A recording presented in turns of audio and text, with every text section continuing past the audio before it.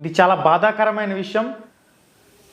వీరి పవిత్రమైన ఆత్మకు శాంతి చేకూరాలని చెప్పేసి మనస్ఫూర్తిగా కోరుకోవడం జరుగుతుంది Ram Ramesh production YouTube channel తరపున. ఖచ్చితంగా ఈ డిఎస్సి అభ్యర్థుల కుటుంబాలకి ప్రభుత్వం అండగా ఉండాలి. దయచేసి డిఎస్సి అభ్యర్థులు ఎవరు కూడా చనికావేశ నిర్ణయాలు తీసుకోవద్దు. ఎట్టి పరిస్థితుల్లో దయచేసి మీరు ఇటువంటి నిర్ణయాలు అనేవి తీసుకోవద్దు. కూటి కొరకు కోటి విద్యలు డిఎస్సికి సంబంధించి నోటిఫికేషన్ ఇచ్చారు 16,347 పోస్టులకు సంబంధించి.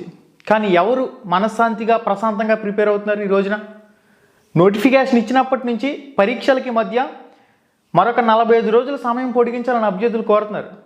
మిమ్మల్ని ఏమి డబ్బులు ఇమ్మనో లేదా నిరుద్యోగ భృతులు ఇమ్మనో ఇంకా ఏదో నాకు గొంతమ్మ కోరికలో డిఎస్సి అభ్యర్థులు అడగడం లేదు. విద్యాశాఖ మంత్రి నారా లోకేష్ గారు డిఎస్సి అభ్యర్థులు మిమ్మల్ని ఏమి గొంతమ్మ కోరికలు అడగడం లేదు. మాకు ప్రిపరేషన్కి మరొక 45 రోజుల సమయం ఇవ్వండి మహాప్రభు అని వేడుకుంటున్నారు. ఇప్పుడు ప్రభుత్వం మీరు ఒక ఉన్నత స్థాయిలో ఉన్నప్పుడు, ఒక విద్యాశాఖ మంత్రిగా ఉన్నప్పుడు, అభ్యర్థులు మీకు వినతి పత్రాలు సమర్పిస్తున్నప్పుడు కనీసం పరిశీలన చేస్తామమ్మా, దానిపైన సానుకూలంగా నిర్ణయం తీసుకుంటాం, సాధ్యాసాధ్యాలను పరిశీలన చేస్తాం, ఒక 45 రోజులు సమయం అడుగుతున్నారు కదా, పొడిగించే విధంగా నిర్ణయం తీసుకుంటామని కనీసం మీరు విద్యా సంబంధిత విషయాలపై మీరు స్పందించలేని స్థితిలో ఉన్నారంటే చాలా దారుణం. ఇది మానసికంగా దృఢంగా లేకపోతే మిమ్మల్ని మీరే వీక్ చేసుకున్న వాళ్ళు అవుతారు.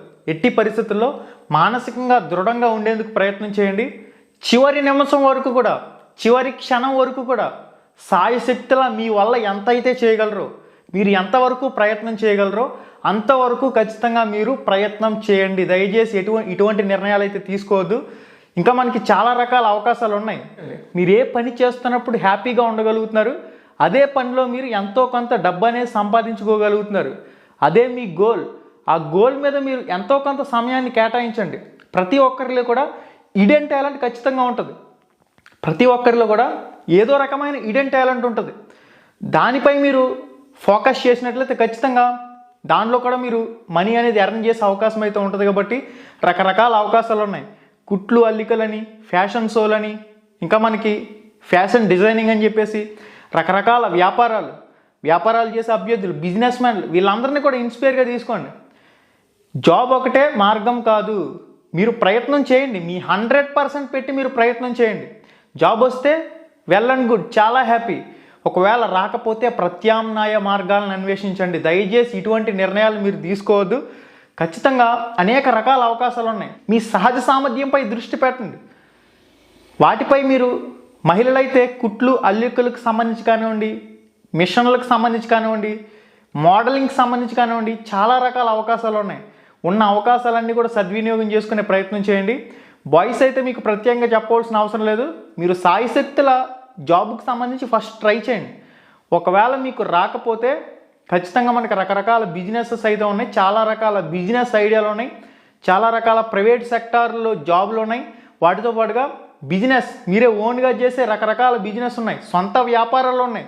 సొంత వ్యాపారాలు చేసుకుని చాలామంది లక్షలు సంపాదించడం లేదు. ఈ రోజున 16,347 మంది జీవితాలు మారుతాయి. మిగిలిన అభ్యర్థులు కూడా తప్పనిసరిగా ఏదో ఒక రంగంలో ఖచ్చితంగా సెట్ అవుతారు. మీరు ఎటువంటి పరిస్థితుల్లో ఆందోళన చెందొద్దు. మనకి సొంత వ్యాపారాలు ఎంతమంది చేసుకోవట్లేదయ్యా? సొంత వ్యాపారాలు చేయండి. కొత్త న్యూ టెక్నాలజీని ఉపయోగించండి. ప్రస్తుతం మనం ఏఐ కాలంలో బతుకుతూ ఉన్నాం. ఎడిటింగ్కి సంబంధించి రకరకాల అవకాశాలు ఉన్నాయి. ఫోటోషాప్, ఈ రోజున ఫ్లెక్స్ డిజైనింగ్ చేస్తున్న అభ్యర్థి నెలకి 25,000 30,000 సంపాదిస్తున్నాడు. స్టిక్కరింగ్ షాపులు నడిపిస్తూ ఉన్నారు. రకరకాల ఐడియాలు అన్వేషించండి. ఒక్కటని కాదు, అనేక రకాలు. ఫోటో ఆల్బమ్స్ డిజైన్ చేస్తున్నారు, అదొక రంగం. ఫోటో ఆల్బమ్ డిజైనింగ్ నేర్చుకోండి. ఒక 2 నెలలు 3 నెలల కోర్స్ ఉంటుంది. నీట్గా ఆ ఫోటో ఆల్బమ్ చేయడం నేర్చుకుంటే అందులో కూడా మీకు ఉపాధి అవకాశం, ఒక 20,000 నుంచి 30,000 సంపాదించుకునే అవకాశం. ఎవరికన్నా మీరు పని చేయవలసిన అవసరం లేదు. ఫోటో ఆల్బమ్లు డిజైన్ చేయడం, ఫోటోగ్రఫీ. ఈ రోజున ఫోటోగ్రఫీ అనేది ఎంత బాగా డెవలప్ అవుతుంది. ఫోటోగ్రఫీ ద్వారా వేలకు వేల రూపాయలు సంపాదిస్తున్న వాళ్ళు ఉన్నాడు. వీడియోగ్రఫీ ద్వారా కూడా వేలకు వేల రూపాయలు సంపాదించుకునే అవకాశాలు ఉన్నాయి. వాటిని మీరు ఏ విధంగా సద్వినియోగం చేసుకుంటారనేది మీపై ఆధారపడి ఉంటుంది. దయచేసి ఇటువంటి చనికావేశ నిర్ణయాలు అనేవి తీసుకోవద్దు. వివిధ ప్రత్యామ్నాయ మార్గాలపై మీరు అన్వేషించండి తప్ప. ఫ్యామిలీని జాగ్రత్తగా చూసుకోవాలి. ఏదో ఒక రంగంలో కష్టపడాలి. ఫస్ట్ ఆఫ్ ఆల్ స్టార్టింగ్లోనే మనం వేలకు వేల రూపాయలు సంపాదించలేం కదా. స్టార్టింగ్లో 100 రూపాయలైనా 200 అయినా 1000 అయినా 500 అయినా మీరు స్టార్టింగ్ స్టేజ్లో తక్కువ జీతాలు వస్తున్నప్పటికీ, తక్కువ మనీ వస్తున్నప్పటికీ ఆ పనిలో మీరు నిపుణులు అవుతున్న కొద్దీ మనీ అనేది మీ వెనకాల పరిగెట్టుకుంటూ వస్తుంది.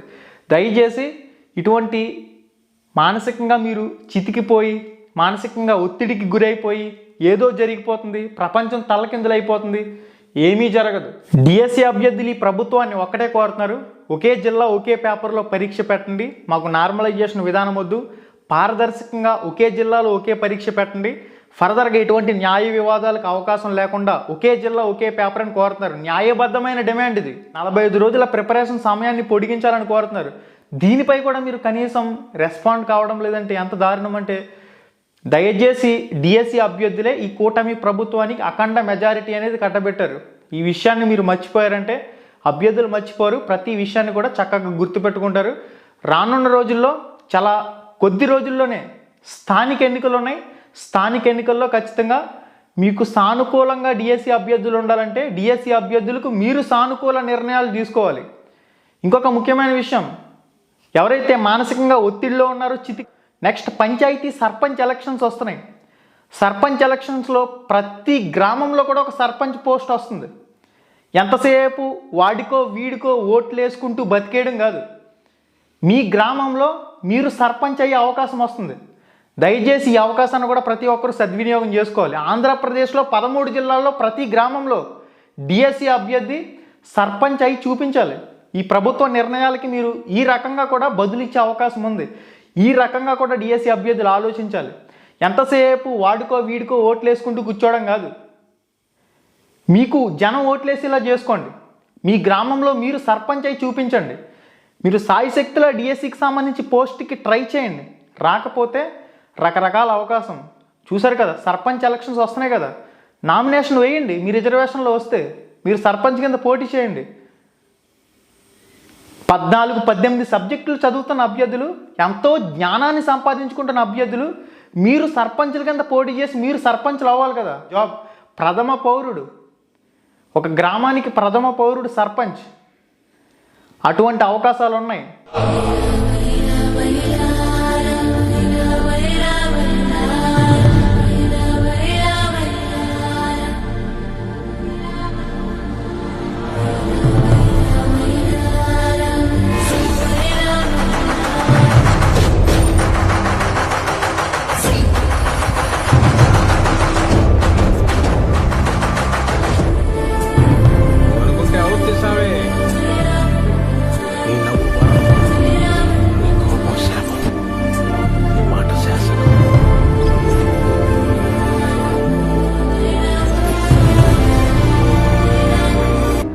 కోసం ఎవరున్నా లేకపోయినా ఒక మంచి మిత్రుడిగా నేను ఎప్పుడూ మీకు తోడుగానే ఉంటాను. ఈ విషయాన్ని గుర్తుపెట్టుకోండి. ఫస్ట్ ఆఫ్ ఆల్ ఉన్న సమయాన్ని సద్వినియోగం చేసుకుంటూ ఎంతవరకు చదవగలరో అంతవరకు చదవండి, ఎంతవరకు ప్రాక్టీస్ ఎగ్జామ్స్ చేయగలరో అంతవరకు ప్రాక్టీస్ ఎగ్జామ్స్ అనేవి ప్రాక్టీస్ చేయండి. ఇన్ని సంవత్సరాలుగా చదువుతున్నాం, ఇంకా జాబ్ రాలేదా, పక్కింటోళ్ళు ఏమనుకుంటారు, ఎదురింటోళ్ళు ఏమనుకుంటారు, చుట్టాలు ఏమనుకుంటారు, పట్టాలు ఏమనుకుంటారు, ఇవన్నీ కూడా వదిలేయండి. మన ముందున్న టార్గెట్ ఒకటే, డిఎస్సి ఎగ్జామ్స్. ఆ డిఎస్సి ఎగ్జామ్స్ని మీ బెస్ట్ ఎంతవరకు మీరు ఇవ్వగలరు, ఎంతవరకు మీరు బాగా చదవగలరు, మీ ప్రయత్నం మీరు చేసి వదిలేయండి. ఖచ్చితంగా సానుకూల ఫలితాలు వస్తాయని ఆశిద్దాం. ఫర్దర్గా మనకి చాలా అవకాశాలు ఉన్నాయి. సెంట్రల్ గవర్నమెంట్కి సంబంధించి కూడా రకరకాల అవకాశాలు అనేవి ఉన్నాయి. వృత్తి విద్యకు సంబంధించిన సొంత వ్యాపారాలు ఉన్నాయి. సొంత ఐడియాలతో రకరకాల ఇన్నోవేషన్లు చేసే ప్రపంచంలో బతుకుతూ ఉన్నాం. గట్టిగా కష్టపడితే సక్సెస్ అవడానికి, బిజినెస్ సక్సెస్ అవడానికి 1-2 సంవత్సరాలు చాలు. ఈ విషయాన్ని గుర్తుపెట్టుకోండి. డిఎస్సికి సంబంధించి సిలబస్ పీడిఎఫ్లో ఏవైతే టాపిక్స్ ఉన్నాయో మెయిన్గా ఆ సిలబస్ పీడిఎఫ్లో ఉన్న టాపిక్స్పై ఎక్కువగా ఫోకస్ చేసే ప్రయత్నం అయితే చేయండి. చూద్దాం, ఏదైనా అప్డేట్ వచ్చిందంటే తప్పకుండా ఎప్పటికప్పుడు మన ఛానల్ ద్వారా మీకు అందుతూనే ఉంటుంది. వీడియోలో మళ్ళీ కలుసుకుందాం. ప్రతి ఒక్కరు కూడా మనోధైర్యం కోల్పోవద్దు. ఈ రోజు నేను సంపాదించే 1000 కోట్ల కన్నా ఆ రోజు మా దగ్గర 10,000 లేదనే బాధ ఎక్కువ గుర్తుంటుంది. ఈ డబ్బు అనేది చాలా విచిత్రమైనది. It's nothing but again it's everything. మనం డబ్బు వెంట పరిగెడితే అది మనకన్నా వేగంగా పరిగెడుతుంది.